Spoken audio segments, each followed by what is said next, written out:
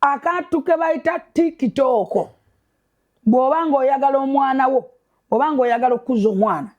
bw'obanga wazaala omwana gw'oyagala please remove that app. TikTok okumala kolabekamu eringa muzimu ng'ekuyiridde ebintu ekuyira ne by'otayagala ekuyira ebintu ebitategereka bikutabula obwongo. TikTok eriko abakazi abeetunda eriko emizimu egyetunda amajinni nze ngayita majinni ago majinni swaitaani ezo ziri kuli endala zisiba enviine ziziyiika mu maaso najja n'agyetega wano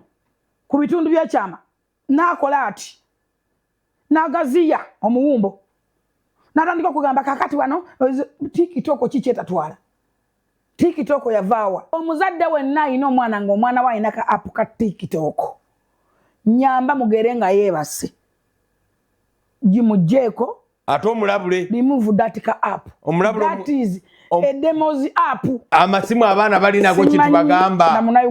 holiday netuuse abaana mwabawa esimu which is okay olaba n'embwa zirina naye omwana mu mugaidinge omugambe konodamo gisangu esimu gyagimujjako oba omwana oyo tuula naye omugambe mu mirembe omugambe mayi mwana wange nkwagala nnyo saagala kujjako simu naye remove this one akantu ke bata TikTok ku baana bammwe.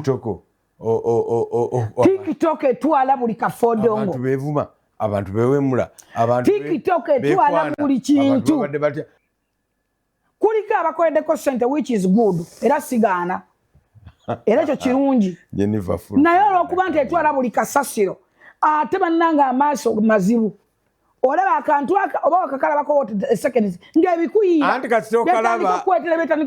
yo erina sayansi waayo bw'olaba ekintu emanya ono byayagala n'ekuleetera obundu nga 10 bwe butyo kumilyoka. Download the Salt Media app from the Google Play Store and the Apple App Store.